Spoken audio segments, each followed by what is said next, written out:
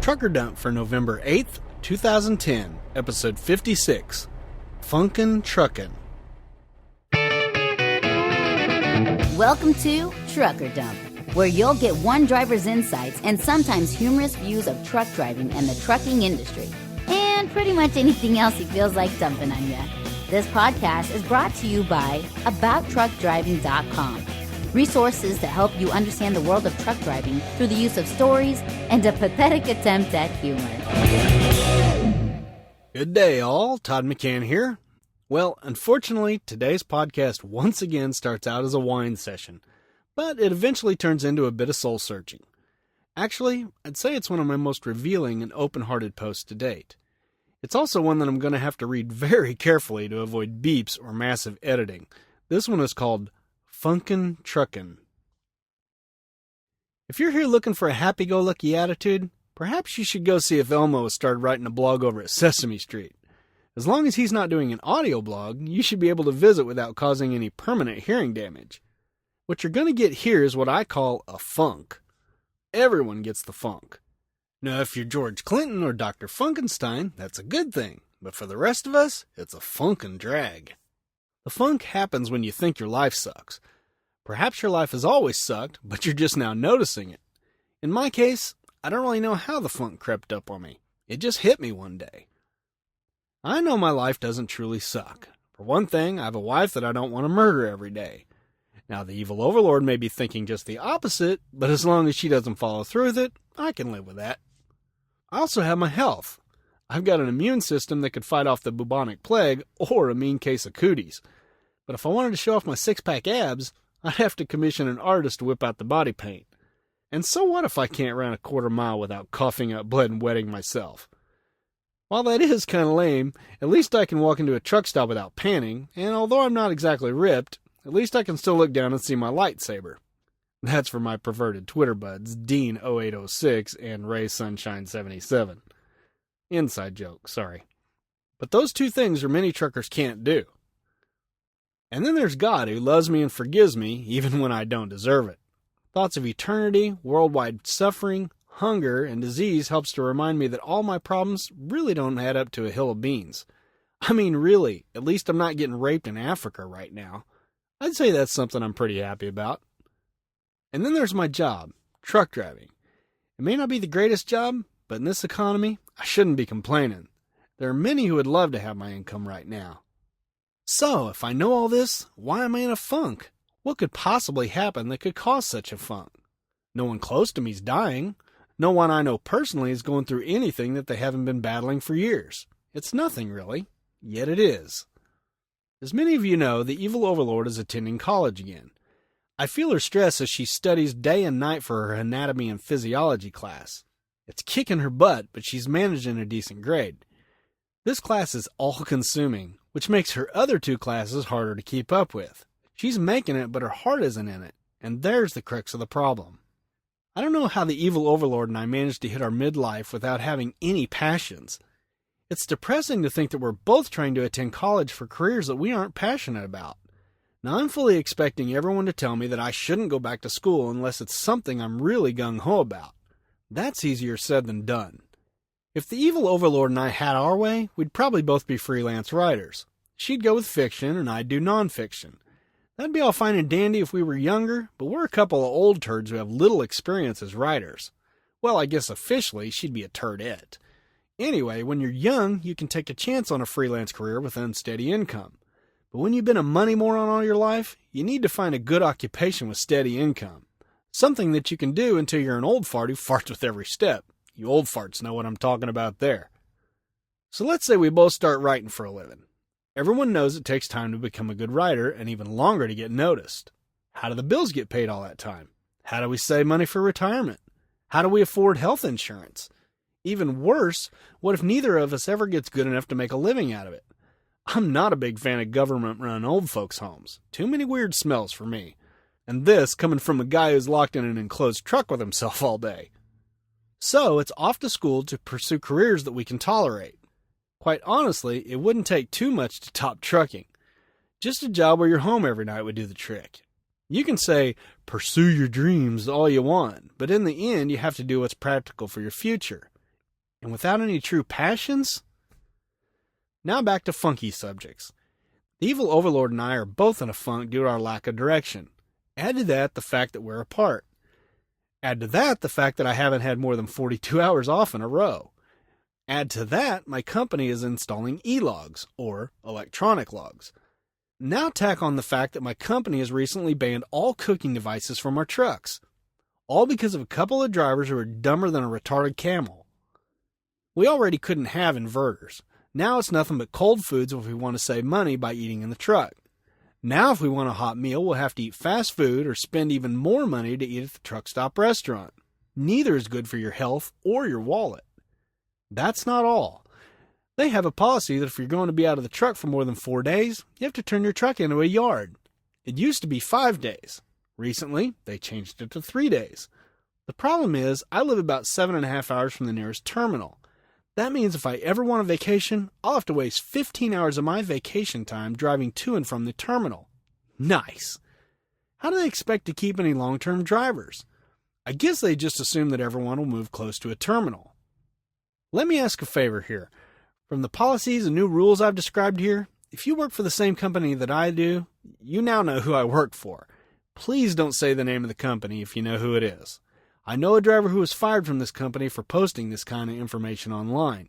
The difference is, that driver mentioned the company name numerous times, and I haven't.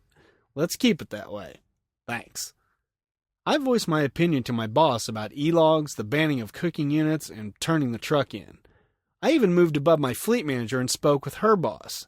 When I asked to speak to the operations manager, I was told I didn't want to talk to him.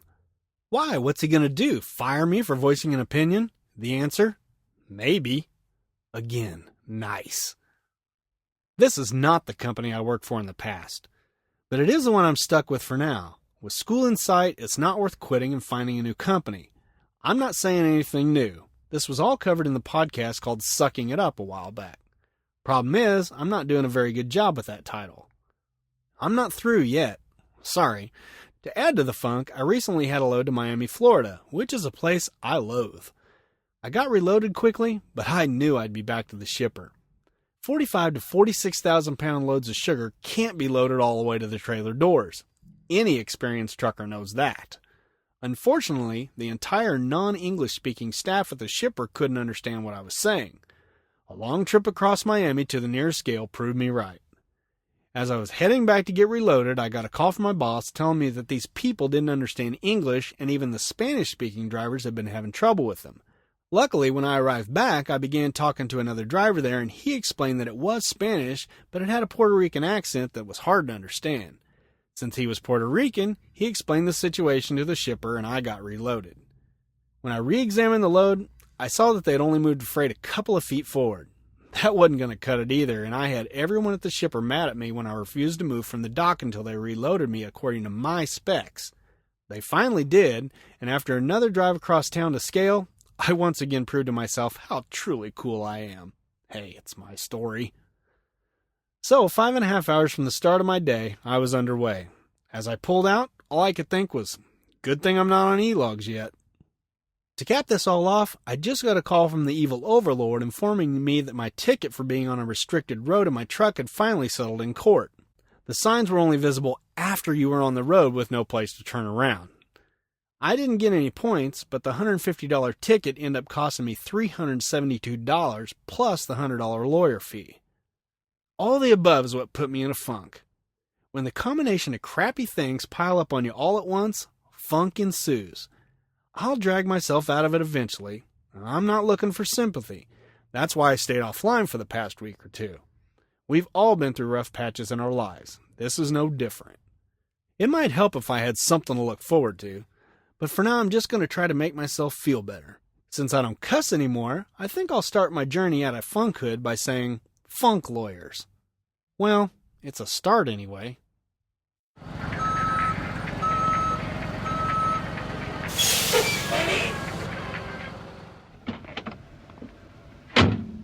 Hey, yo, bud, where do you want this load of feedback?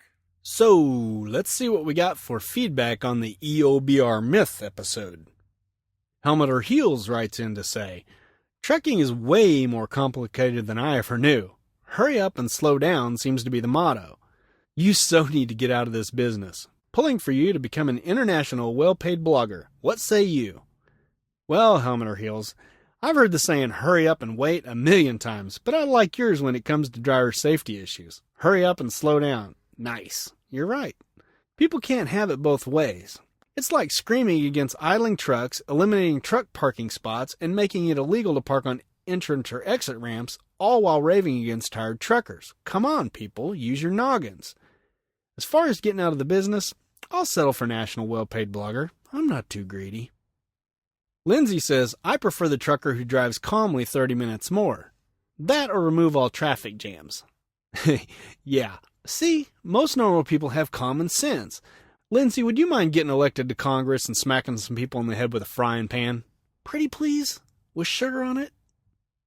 Jason says, well, I must say you hit the nail on the head again, Todd. Great post. I just wish the ignorant ones making these ridiculous laws would read some of the stuff we write about. Common sense is not a requirement to make laws. If it were, I know about 50,000 people in the DOT that would be out of a job. Keep 'em coming. Maybe they'll see the light someday. Well, Jason, back at you, man. Your posts address the political and social issues facing truckers far better and more often than mine do. For those of you interested in keeping on top of this kind of stuff, Truck Driver News is the place to go. Just type Truck Drivers News in the Google and you'll find them. So what are you waiting for? Get on over there. Okay, wait, finish this podcast first. Love 18 Wheels says, I think the people that make these laws should be put in a truck for 6 months and held to all the things the truckers deal with every day, and they might, just might, see the error of their thinking. Great blog, Todd, and every word is so true. There's just too much regulation in trucking nowadays. It really needs to stop. Well, Patty, preach on, sister. Yeah, many of the outcomes of these newly proposed laws would change if the lawmakers were forced to spend some quality time in a big rig. Unfortunately, we both know that's never going to happen. Well, as always, I appreciate your comments and everybody who wrote in. I'm always looking for more suggestions, comments, criticisms. Nice. Really nice criticisms. Write me in and let me know what you think. And here's how to do that.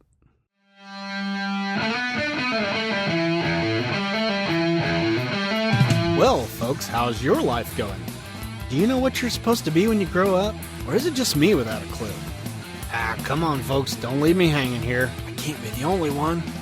Tell us all what you think by typing Funkin, careful there, into the search bar at abouttruckdriving.com and leaving a comment. If you'd like to email me, drop me a line at truckerdump@gmail.com. Or if you prefer Twitter, you can find me at twitter.com/Todd McCann. That's 2 D's, 2 C's, and 2 N's. And might I ask that if you like what you're hearing here, please pass the word on down the social media pathway. Thanks a bunch. So until next time, drive safe and stay out of my way.